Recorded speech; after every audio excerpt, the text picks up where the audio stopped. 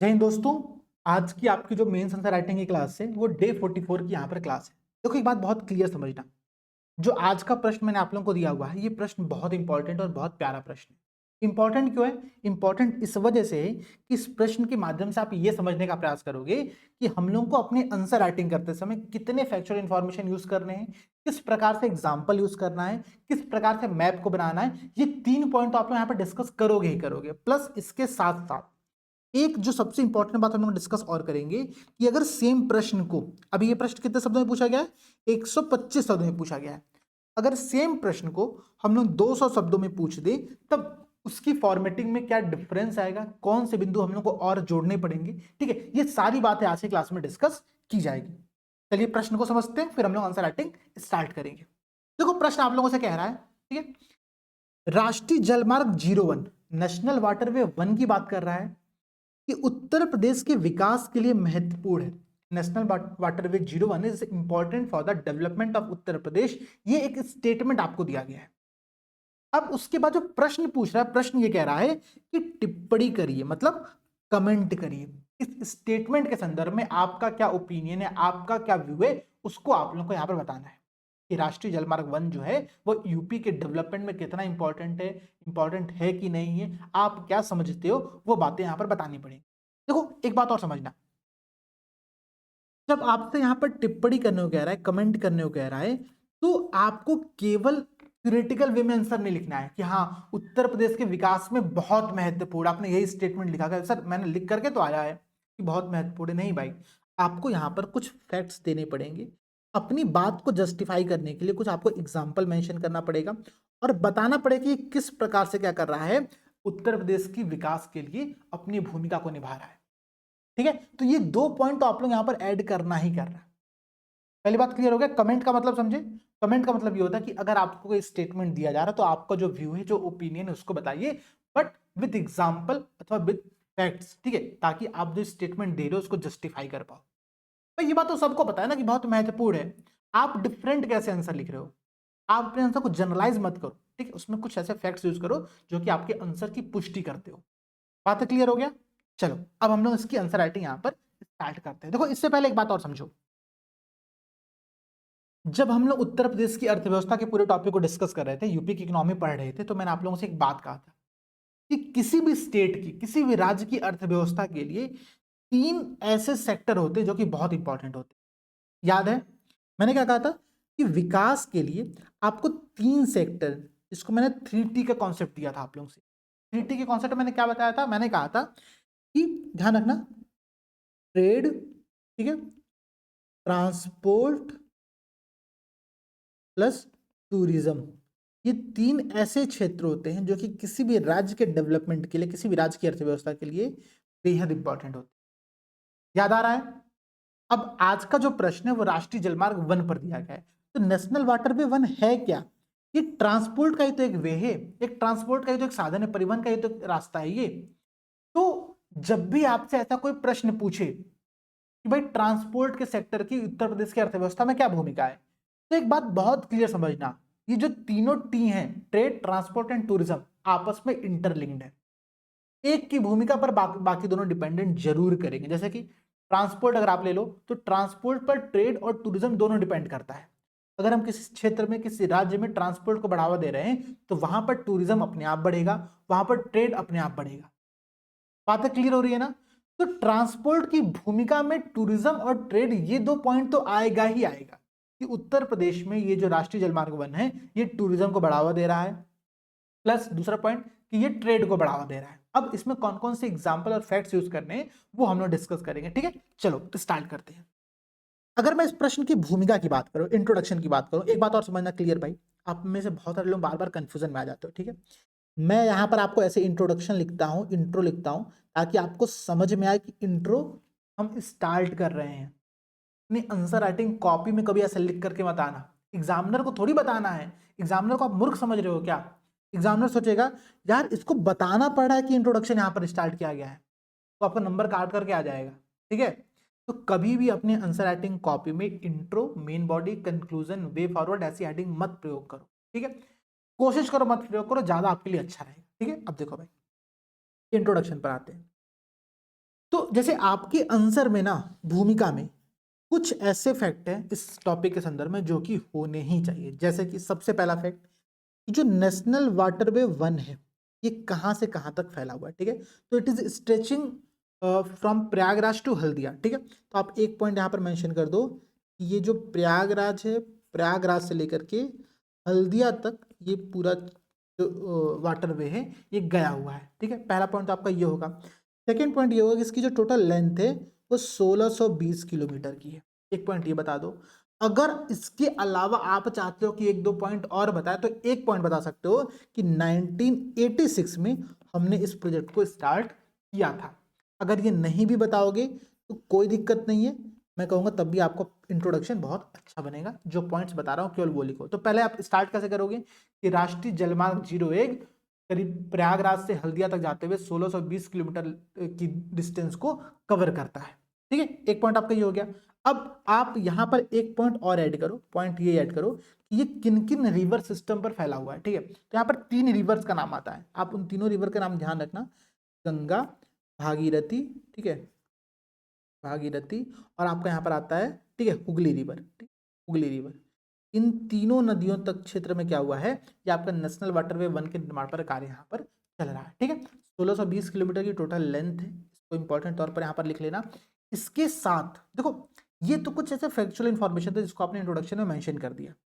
इसके साथ अगर आप एक पॉइंट और मेंशन करते हो जो कि बहुत इंपॉर्टेंट है, जब मैं आप लोगों से ट्रांसपोर्ट का पूरा चैप्टर डिस्कस कर रहा था, टॉपिक डिस्कस कर रहा था, मैंने आप लोगों से एक बात कहा था। मैंने क्या कहा कि देखो जो हमारे सीएम साहब हैं, जो भी हमारे माननीय मुख्यमंत्री जी हैं, उन्होंने एक स्टेटमेंट दिया था।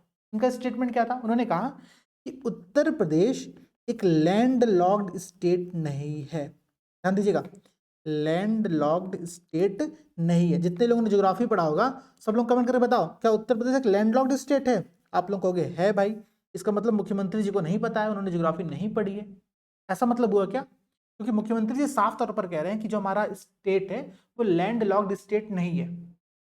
अब यहां पर डिफरेंस आता है विजन का, सोच का। तो मुख्यमंत्री जी ने कहा कि ठीक है हम ज्योग्राफिकली पॉइंट ऑफ व्यू से लैंड लॉक्ड हैं, ठीक है, लेकिन हमारे पास एक सबसे इंपॉर्टेंट बात यह है, देखो लैंड लॉक्ड होने की दिक्कत क्या होती है, अगर कोई देश ऐसा है जो कि लैंड लॉक्ड हो गया तो उसका समुद्र से कनेक्टिविटी नहीं है। जब समुद्र से कनेक्टिविटी नहीं होगा तो वो ट्रेड उसको या तो एयरवे के माध्यम से करनी पड़ेगी या तो रोड के माध्यम से करनी पड़ेगी। बहुत समस्या है, ठीक है। तो जितने ऐसे देश होते हैं ना जो कि समुद्र के किनारे होते हैं, तो आप देखो बड़े बड़े बंदरगाह बना करके पोर्ट का निर्माण करके अपने ट्रेड को बढ़ावा दे रहे होते हैं। तो यूपी एक लैंड लॉक्ड स्टेट नहीं है। इसका मतलब यह है कि हमारे पास नेशनल वाटरवे का विकल्प है, हम राष्ट्रीय जलमार्ग का प्रयोग कर सकते हैं, हम नदियों से नेविगेट करके अपने ट्रांसपोर्ट को बढ़ावा दे सकते हैं। ये इन विजन की बात होती है। तो आप यहां पर ये लिख सकते हो कि उत्तर प्रदेश जो कि ज्योग्राफिकल तौर पर एक लैंड लॉक्ड स्टेट है, उस संदर्भ में नेशनल वाटरवे वन की भूमिका बहुत ही क्रूशियल यहां पर हो जाती है, ठीक है। अब इन सारे पॉइंट्स को मिलाकर के, कि जो अभी तक मैंने आपसे पॉइंट डिस्कस किया, इन सारे पॉइंट्स को मिलाकर के आपको एक इंट्रोडक्शन देना होगा। क्योंकि 125 शब्द का ये प्रश्न है तो आपका इंट्रोडक्शन यहां पर मैक्सिमम जो होगा, मैक्सिमम ध्यान दीजिएगा, मैक्सिमम 20 शब्द का आप लोगों का इंट्रोडक्शन यहां पर होना चाहिए। मैंने इतने सारे पॉइंट्स बताए, सारे पॉइंट्स मेंशन करने की आवश्यकता बिल्कुल भी नहीं है। आप अपने इंट्रोडक्शन को 20 शब्दों में बांध कर लिखने का प्रयास करो। जैसे कि मैं अगर लिखूं तो मैं क्या लिखूंगा कि नेशनल वाटरवे वन जो कि प्रयागराज से लेकर के हल्दिया तक गया हुआ है, उसकी कुल लंबाई 1620 किलोमीटर है, और उत्तर प्रदेश जो कि ज्योग्राफिकल तौर पर एक लैंडलॉक्ड स्टेट है, उसके विकास में इसकी बहुत ही महत्वपूर्ण भूमिका है। ये मेरा पूरा इंट्रोडक्शन यहाँ पर आप लोगों के लिए होगा, ठीक है। तो 20 शब्द का इंट्रोडक्शन ऐसे लिखना स्टार्ट करो, आपका इंट्रो वाला पार्ट यहाँ पर कंप्लीट हो। इफेक्टिव इंट्रोडक्शन है, आपने यहाँ पर फैक्ट बता दिया, नेशनल वाटरवे वन को समझा दिया, आपका सारा काम कंप्लीट हो, ठीक है। अब समझो, अब हम लोग आते हैं यहाँ पर आप लोगों के लिए, ठीक है, मेन बॉडी पर, जो कि सबसे क्रूशियल पोर्शन है इस क्वेश्चन का, ठीक है। तो समझना, देखो अगर आप मार्केट से ना कोई भी बुक उठाओगे, मैं गारंटी ले रहा हूं कोई भी बुक, ठीक है, हर बुक में जो आपको पॉइंट देखने को मिलेगा एकदम एक ही पॉइंट्स को बार बार रिपीट किया गया होगा, ठीक है, और उसमें भी कोई एग्जाम्पल फैक्ट का प्रयोग नहीं किया गया है, ठीक है। तो मैं आपको बता रहा हूं कि कैसे अपने आंसर को इंक्रीज करना है, कैसे अपने आंसर में इनरिचमेंट करनी है, ठीक है। सबसे पहला पॉइंट तो हम लोग वही लिखेंगे भाई, क्या नेशनल वाटरवे किस चीज को बढ़ावा दे रहा है, तो ट्रांसपोर्ट के माध्यम को बढ़ावा दे रहा है। कैसे बढ़ावा दे रहा है समझना। ये जो साधन है आपका नेशनल वाटरवे वाला साधन, ये बहुत ही इफिशियंट वे है। क्या है? बहुत ही इफिशियंट वे है, इको फ्रेंडली है, ठीक है, इको फ्रेंडली है, कॉस्ट इफेक्टिव है,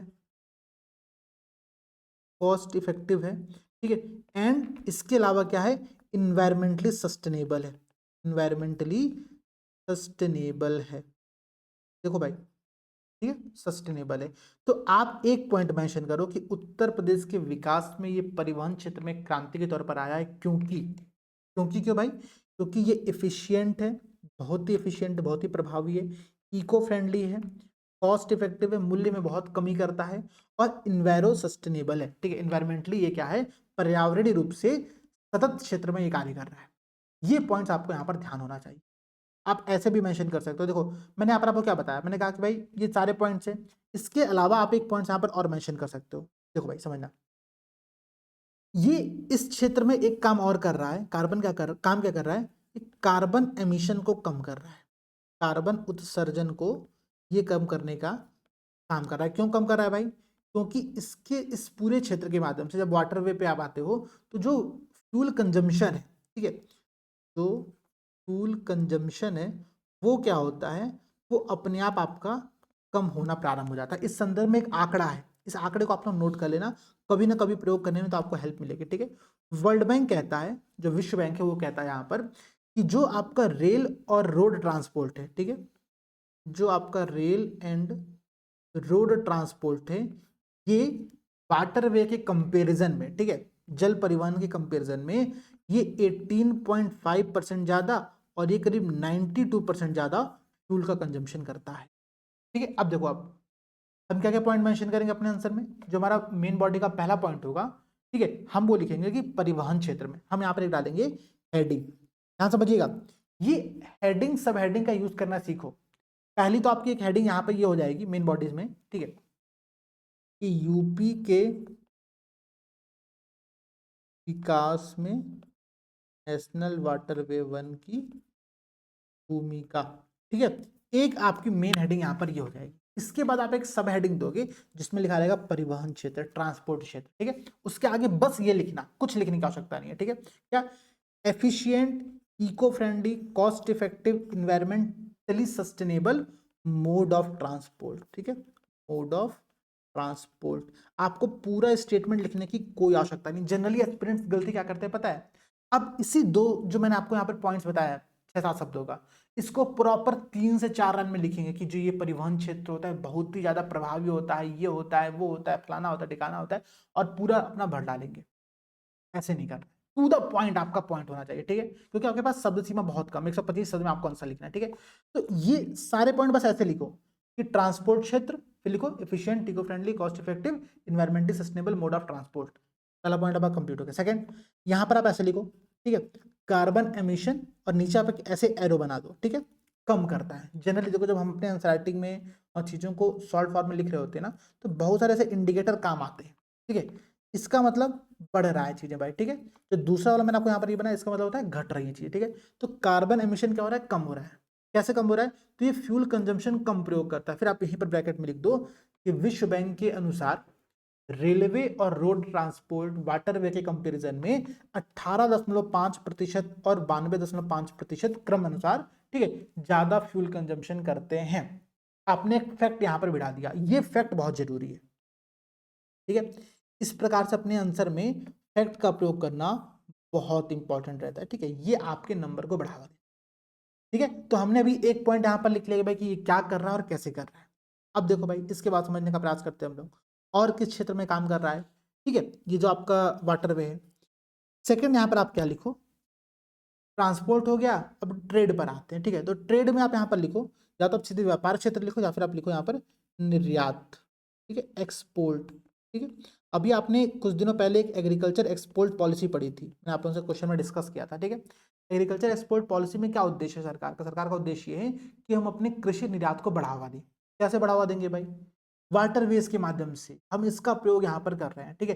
तो हम निर्यात को बढ़ावा देने में इसका प्रयोग कर रहे हैं, और आप ऐसे लिख सकते हो यहाँ पर कि नेशनल वाटरवे वन के माध्यम से, मैं आप लोगों को आज स्टेटमेंट लिख करके दिखा रहा हूं कि समझो आप लोगों को आंसर ऐसे लिखना है, कंटेंट ही नहीं केवल आंसर राइटिंग प्रॉपर समझो, ठीक है। नेशनल वाटरवे 1 के माध्यम से यूपी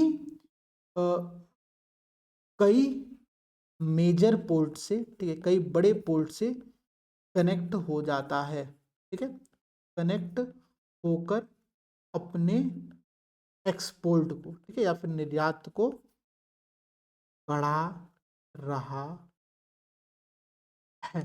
ये आपने यहां पर क्या किया, एक पॉइंट यहां पर ऐसे मेंशन कर दिया, ठीक है। क्या जो नेशनल वाटरवे 1 है, it enhance the export of the Uttar Pradesh, ठीक है, export from Uttar Pradesh by connecting UP to the major ports of India, ठीक है। एक ये पॉइंट आप लोगों का हो गया क्लियर, सेकंड पॉइंट भी तैयार हो गया भाई। अब समझो इसके बाद आप यहां पर मेंशन करो थर्ड नंबर पर, ठीक है, कि आपका ट्रांसपोर्ट हो गया, ट्रेड हो गया, अब टूरिज्म पर हम देखते हैं कि टूरिज्म पर हम यहाँ पर क्या पॉइंट मेंशन कर सकते हैं, ठीक है। पर्यटन क्षेत्र में देखो हमने फॉर्मेटिंग याद किया हुआ है, टीटी मैंने क्यों याद कराया था, इसीलिए याद कराया था कि आप लोगों को ऐसे प्रश्नों में यूज करना इजी रहे, सोचना नहीं पड़ा मुझे कि मुझे क्या लिखना छूटा है, मेरे दिमाग में क्लियर 3T तो पहले लिखना ही लिखना है, ठीक है। तो ट्रांसपोर्ट लिखूंगा, ट्रेड लिखूंगा, फिर टूरिज्म लिखूंगा। 3 पॉइंट तो मेरे पास एग्जैक्टली मेंशन है मेरे दिमाग में कि इन क्षेत्रों में मुझे इसकी भूमिका बतानी ही बतानी है। अब बताओ भाई टूरिज्म में क्या भूमिका है इसकी, थोड़ा सोचो एक बार, दिमाग में लगाओ। अगर मैं टूरिज्म की बात करूं तो हम इसके माध्यम से यहाँ पर क्या कर रहे हैं, हम इसके माध्यम से, ठीक है, अभी आपने वो देखा होगा कि याद आ गया एग्जाम्पल, आपने प्रीलिम्स में पढ़ा था एमवी विलास गंगा, ठीक है, याद है कि भूल गया, एमवी विलास गंगा, ये क्या थी भाई, ये आपकी वाराणसी से, ठीक है, उत्तर प्रदेश के वाराणसी से डिब्रूगढ़ तक जा रही थी, ठीक है, डिब्रूगढ़ तक जा रही थी, नेशनल वाटरवे 1 का प्रयोग करते हुए जा रही थी। प्रीलिम्स में आपने इस पॉइंट को पढ़ा था और यही होता है प्रीलिम्स में पढ़े गए पॉइंट का मींस में यूटिलाइजेशन, ठीक है। आप सबने पढ़ा, इस बात की मैं गारंटी ले सकता हूं क्योंकि आज दृष्टि हमने खुद डिस्कस किया था, ठीक है, ध्यान समझिएगा। एमवी विलास गंगा हो गया। अब यहां पर आप लिखो ये एमवी विलास गंगा है क्या, तो ये वर्ल्ड की, ध्यान देना, वर्ल्ड्स लार्जेस्ट, ठीक है, लार्जेस्ट रिवर क्रूज है, ठीक है, रिवर क्रूज है, ठीक है, विश्व की सबसे बड़ी नदी क्रूज ये है।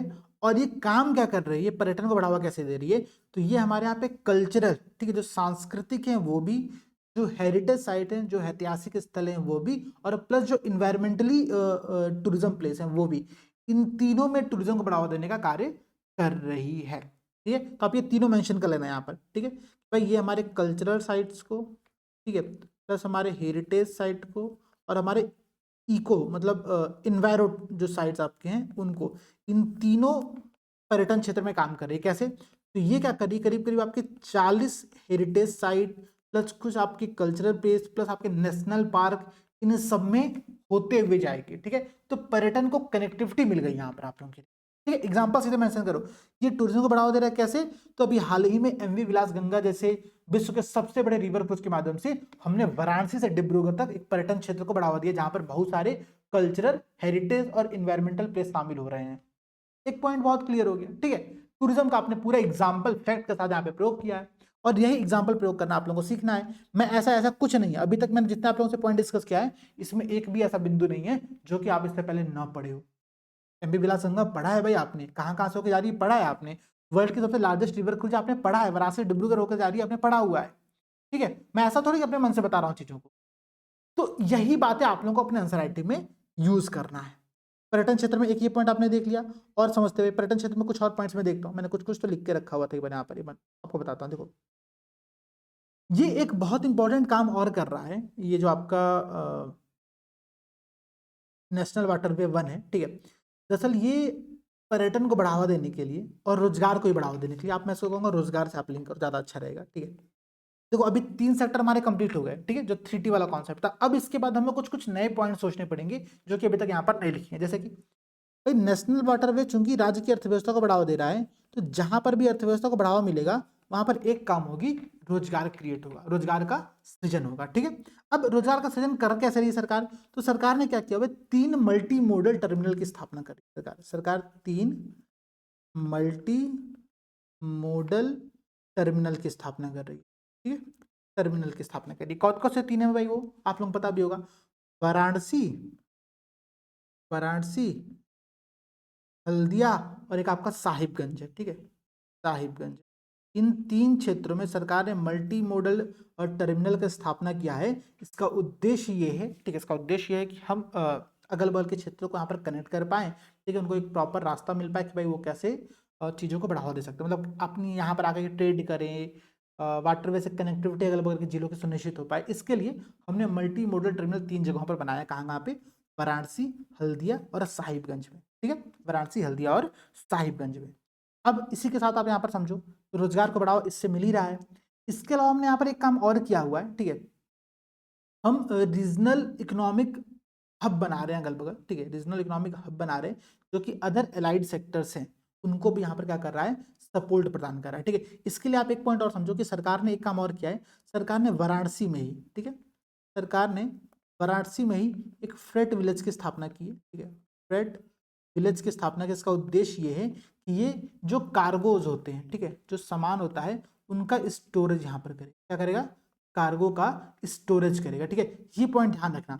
इसके अलावा चूंकि हम यहाँ पर एम्प्लॉयमेंट क्रिएट करें, तो अभी रिसेंट में मुझे लगता है कि 2-3 महीने पहले अमेजन जो है, ठीक है, आप सभी अमेजन से प्रोडक्ट मंगाते होंगे, तो अब आपका जो अमेजन का प्रोडक्ट है वो नेशनल वाटरवे 1 होते हुए आएगा, ठीक है। तो अमेजन ने क्या किया, एक रिसेंटली सरकार के साथ एक एमओयू साइन किया है जो कि इस बात को सुनिश्चित करता है कि नेशनल वाटरवे 1 का प्रयोग करते हुए हम कार्गो मूवमेंट और कंज्यूमर प्रोडक्ट्स को, ठीक है, उसके शिपमेंट को सुनिश्चित करेंगे, ठीक है, किसके माध्यम से, नेशनल वाटरवे 1 के माध्यम से, ठीक है। तो अमेजन का एग्जांपल ऐड करना कि ये रोजगार को कैसे क्रिएट कर रहा है, ठीक है। तो अमेजन ने यहाँ पर क्या किया, एक एमओयू साइन किया जो कि नेशनल वाटरवे 1 का प्रयोग करते हुए कार्गो शिपमेंट करेगा और कंज्यूमर शिपमेंट यहाँ पर सुनिश्चित करेगा, ठीक है।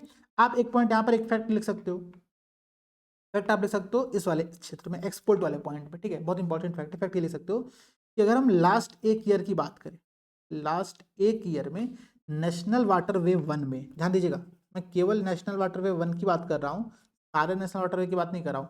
नेशनल वाटरवे 1 में जो कार्गो ट्रैफिक है, ठीक है, जो कार्गो ट्रैफिक है उसमें करीब 21% वृद्धि देखने को मिली है।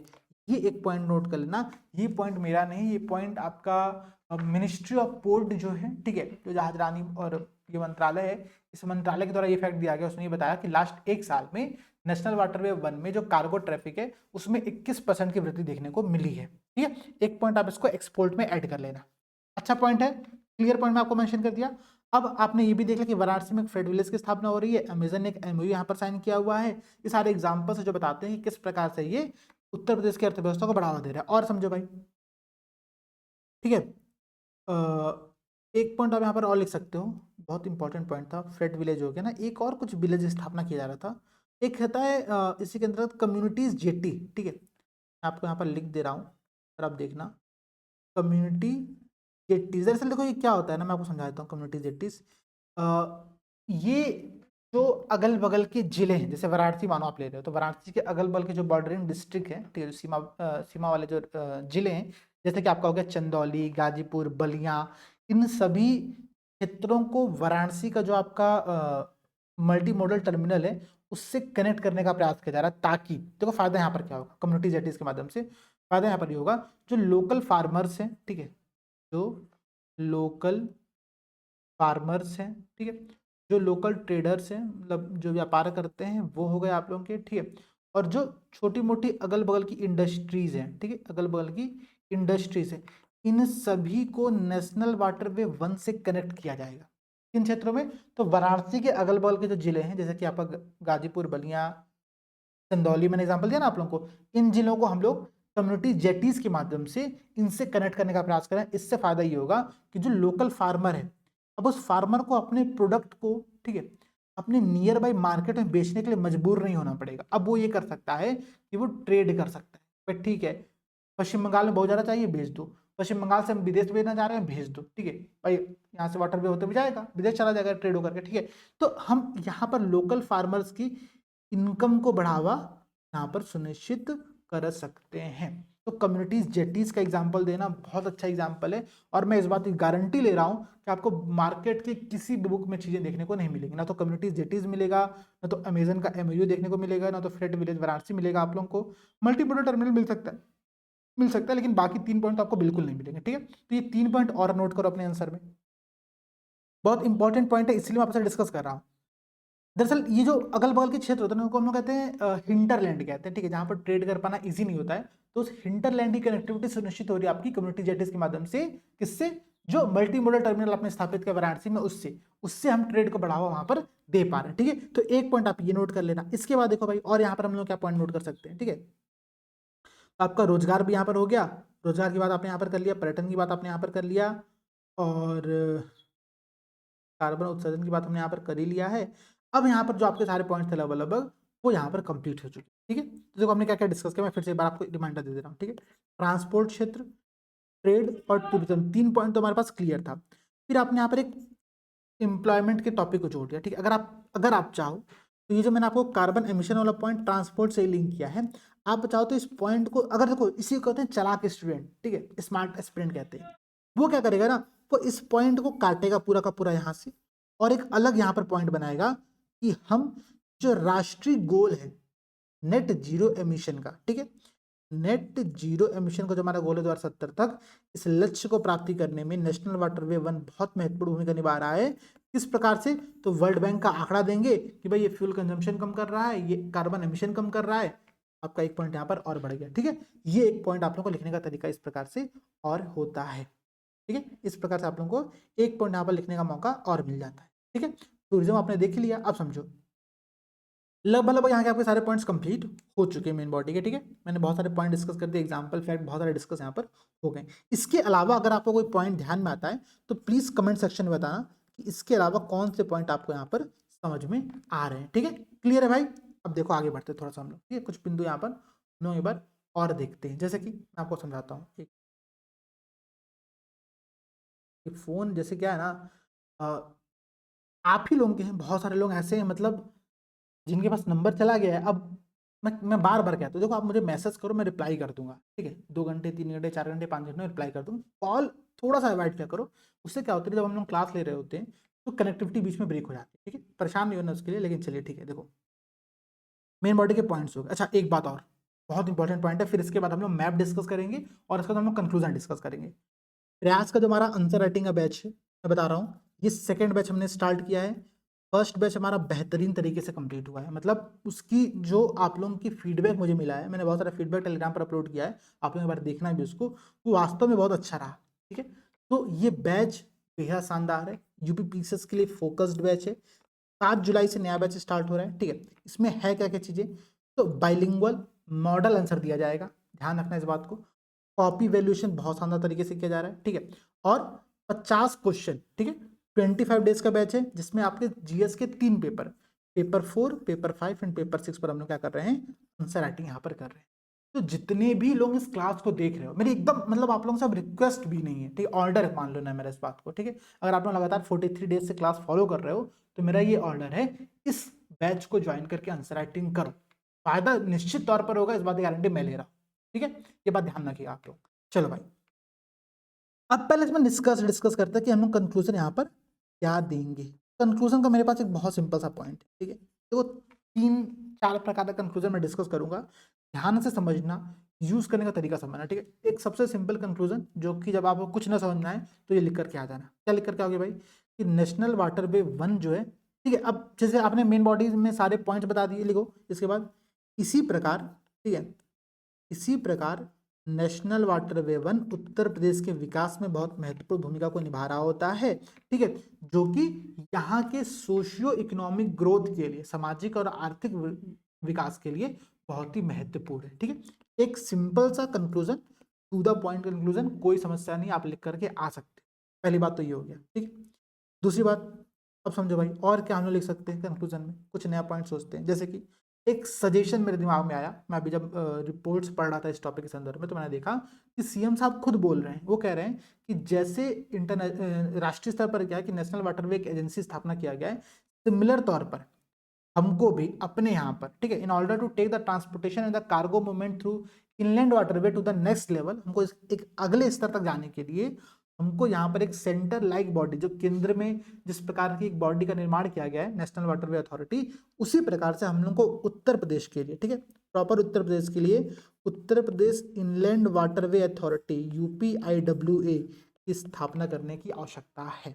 आपने यहाँ पर क्या बताया, आपने यहाँ पर एक सजेशन दिया। देखो यार समझना, ये बातें बोली हैं CM साहब ने, लेकिन हम उनका नाम क्यों देंगे, हम तो अपना नाम देंगे भाई, मैं तो अपनी क्रेडिट लेना चाहता हूँ। तो मैं आप ऐसे लिखो कि चूंकि उत्तर प्रदेश में हम वाटरवे ट्रांसपोर्टेशन को नेक्स्ट लेवल पर ले जाना चाहते हैं, इस उद्देश्य यूपी में केंद्र की तरह ही एक UPIWA Uttar Pradesh inland waterway authority के निर्माण की आवश्यकता है, जो कि इस क्षेत्र में विशेष तौर पर फोकस जो करके कार्य कर पाए। आपने एकदम शानदार कंक्लूजन दिया है। ये कंक्लूजन एग्जामिनर भी होप नहीं कर पाएगा कि आप लिखने वाले हो, ठीक है, और ऐसा कंक्लूजन लिख करके आओगे, मजा आएगा। ये कंक्लूजन केवल इसी प्रश्न में नहीं, अब एक बात और समझना, ये कंक्लूजन केवल इसी प्रश्न में नहीं, आप ऐसे कोई भी प्रश्न जहां पर आपको लगता है कि यार इस क्षेत्र में उत्तर प्रदेश के पास कोई स्पेसिफिक बॉडी नहीं है, सजेशन में डाल दो इस बॉडी का निर्माण करना चाहिए। अगर आपको लग रहा है नहीं बॉडी है, अच्छा काम नहीं करती, ये डाल दो भाई ये जो निकाय हमारे पास अवेलेबल है, जैसे यूपेडा, आपने एक्सप्रेस वे डेवलपमेंट अथॉरिटी के तौर पर देखा उत्तर प्रदेश में, ठीक है, यूपीडा क्या कर रहा है भाई, अच्छा काम कर रहा है। आप लिखो कि यूपीडा को और अधिक सशक्त करने की आवश्यकता है, उसको फाइनेंशियल रिसोर्स और प्रोवाइड कराने की आवश्यकता, साथ साथ उसको PPP के माध्यम से, मतलब पब्लिक प्राइवेट पार्टनरशिप के माध्यम से हमको टेक्निकल असिस्टेंस भी प्राइवेट कंपनियों के माध्यम से दिया जाना सुनिश्चित करना चाहिए। वो संस्थान पहले से थी तो मैंने उसको और मजबूत करने के लिए कुछ सजेशन यहाँ पर दे दिया। अब जहां पर संस्थान नहीं है मैं वो सजेशन यहाँ पर दे दे रहा हूँ कि इसकी स्थापना कर दो, खत्म, ठीक है। तो आपको ना अपना कंक्लूजन बहुत स्पेसिफिक रखो पहले, या तो संस्थान का निर्माण करा दो अगर है, नहीं है तो अगर है तो उसको और मजबूत करा दो। अगर आपको लग रहा है कि ये सब कुछ सजेशन में दे सकते तो लिख दो भाई multi stakeholders approach follow कर लो, कि जितने भी स्टेक होल्डर इस पूरे क्षेत्र में उन सभी को इंक्लूड करते हुए एक ऐसा प्लेटफॉर्म बनाओ जहां पर हम लोग आपस में बैठ के बातचीत कर पाए। बड़ा अच्छा कंक्लूजन है। और कुछ ना समझ में आए मेरे भैया तो सबसे एक अच्छा कंक्लूजन तो मैंने आप लोगों को याद करा के रखा है, सस्टेनेबल डेवलपमेंट गोल से जोड़ देना, काम ही खत्म हो गया, पहाड़ में जाए, ठीक है। इससे सिंपल कंक्लूजन क्या होगा, ठीक है, इससे सिंपल कंक्लूजन यहाँ पर आप लोगों का क्या होगा ये सोचो। अब आपको लग रहा है कि यार ये भी नहीं समझ में आ रहा है, एक और कंक्लूजन आपको लोगों को दे रहा हूँ, चौथा कंक्लूजन दे रहा हूँ, सोचो समझो क्या क्या लिखोगे भाई। लिखो कि जिस प्रकार से हमने उत्तर प्रदेश में नेशनल वाटरवे 1 का निर्माण किया है, उसी प्रकार से यूपी में हम अन्य नदियों जैसे कि गोमती, यमुना, इन नदियों को भी नेविगेबल बना करके, ठीक है, परिवहन योग्य बना करके, नौगम्य योग्य बना करके हम इसका प्रयोग कर सकते हैं। पूरे भारत में उत्तर प्रदेश वो पहला ऐसा सबसे बड़ा राज्य है जहां पर नेविगेबल क्या कहते हैं यार उसको, नौगम्य क्षेत्र, ठीक है, नौगम्य क्षेत्र की जो कुल लंबाई है करीब 2500 किलोमीटर के अराउंड है। यूपी में सबसे अधिक लंबाई यहाँ पर हमारे पास है, तो इसका यूटिलाइजेशन हमको और प्रभावी तरीके से करना चाहिए, ये सजेशन दे दो आप यहाँ पर। तो भाई नेशनल वाटरवे 1 पहले से था, बाकी जो अन्य रिवर्स बच रहे हैं उन्होंने भी कुछ कुछ करके आप यहाँ पर बढ़ावा दे दो, ठीक है, आपका कंक्लूजन तैयार हो गया। पॉइंट समझ में आया, ये अप्रोच फॉलो करो। कंक्लूजन आप लोग परेशान रहते हो सर एक कंक्लूजन नहीं मिल रहा है, मैं आपको 4 कंक्लूजन दे रहा हूँ, आप परेशान हो सर एक इंट्रोडक्शन मिला, 3 इंट्रोडक्शन आपको दे रहा हूँ, अब क्या चाहिए आपको। तो इन चीजों को अपने नोटबुक में नोट करो, फॉर्मेटिंग करो, प्रैक्टिस करो और इनरिचमेंट करो। देखो मैं, निशांत सर और हमारी पूरी टीम आप लोगों के साथ डे 1 से लगी हुई है, ठीक है। आज आप लोगों का डे 44 हो गया। आपको पता है 44 डे की आंसर राइटिंग फ्री में यूट्यूब पे क्लास आपको कहीं नहीं मिलेगी, मैं गारंटी ले रहा हूँ, जाओ देख लो आप लोग, ठीक, एटलीस्ट इस लेवल के कंटेंट के साथ तो नहीं मिलेगी।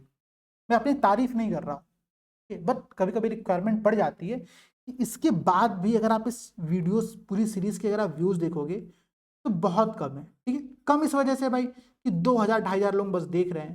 हालांकि मैं एक बात और मानता हूँ कि इतने ही वो एस्पिरेंट होते हैं जो कि मेंस एग्जाम को लेकर के सीरियस होते हैं, बाकी लोग तो बस फॉर्म भरते हैं प्रीलिम्स के पॉइंट ऑफ व्यू से, ठीक है। तो जो सीरियस है वो देख रहा है, रिजल्ट यहाँ से आएगा, इस बात की भी गारंटी है। आप लोग क्लासेस फॉलो करते रहो। इसके अलावा अगर आपको कोई फीडबैक हो, कोई सजेशन हो तो वो दे देना। एक मैप बनाना यहाँ पर छूट गया है, मैं कहूँगा मैप बना लेना, कोई बहुत छोटी सी बात है नहीं मैप बनाना। मैं आप लोगों को यूपी का इतना शानदार सिखाया हुआ हूँ, ठीक है, कि बस कुछ मत करो, बहुत एकदम परफेक्ट मैप बनाने चक्कर में पढ़ो ही मत, ठीक है। आप एक सिंपल सा यूपी का मैप ऐसे बनाओ, इसमें बता दो कि भाई इलाहाबाद वाराणसी से होते हुए कैसे जो हमारा वाटरवेज है ये आगे जाता है, यही आपको यहाँ पर दिखाना है, ठीक है। यहाँ से फिगर में लिख देना कि इलाहाबाद से हल्दिया नेशनल वाटरवे पर, ठीक है। आपका पॉइंट यहाँ पर क्लियर हो गया। ये बॉक्स बना करके जब भी मैप बनाओ कोशिश करो बॉक्स में पैक करने का, कोशिश करो, मतलब बॉक्स में पैक करना जरूरी है, ठीक है। बॉक्स में पैक करने की कोशिश करो और अपने इस बॉक्स को, ठीक है, अपने इस बॉक्स को हमेशा, ठीक है, हमेशा, ठीक है, हमेशा अपने आंसर के राइट सीट में, ठीक है, लगभग इतने साइज का, ठीक है, बना करके आप लोग छोड़ सकते हो। और यहाँ पर आप लोगों को लिखना रहेगा कंटेंट, ठीक है, यहाँ पर आप लोगों को अपनी जो आंसर राइटिंग वैसे कंटिन्यू करनी, ठीक है। ये बात समझ में आ गया, क्लियर था, कोई टफ वर्क था नहीं। हाँ, मैंने ये कहा था कि जब ये प्रश्न 200 शब्दों में लिखने का आएगा तो क्या डिफरेंस आएगा। तो वो डिफरेंस यहाँ पर ये आएगा, क्योंकि आपसे कमेंट करने को कह रहा है, तो इस क्षेत्र में क्या क्या चैलेंजेस आपको देखने को मिल रहा है, वो चैलेंजेस वहाँ पर आपको ऐड करने, ठीक है। तो राष्ट्रीय जलमार्ग 1 के सामने क्या क्या चुनौतियां हैं, ये चुनौतियां आप लोगों के लिए होमवर्क है, ठीक है। इस वीडियो के कमेंट सेक्शन में बताना कि आप लोग यहाँ पर क्या क्या चैलेंजेस, क्या क्या इश्यूज फेस किए जा रहे हैं इस पूरे सेक्टर के अंतर्गत, वो आप लोग यहाँ पर बताओगे, ठीक है। पढ़ लेना, संभव है कि ये प्रश्न 200 शब्दों में आ जाए, ठीक है। 2023 में नहीं आया था, 2024 में आ सकता है, ठीक है। चलिए ये क्लास यहाँ पर कंप्लीट करते हैं। फीडबैक जरूर दीजिएगा, क्लास कैसी लगी जरूर बताना, और टेलीग्राम ज्वाइन करके ये जो हमारा बैच है प्रयास वाला, ज्वाइन कर लो, बड़ी शानदार आंसर राइटिंग यहाँ पर कराई जा रही है, ठीक है। जय हिंद दोस्तों।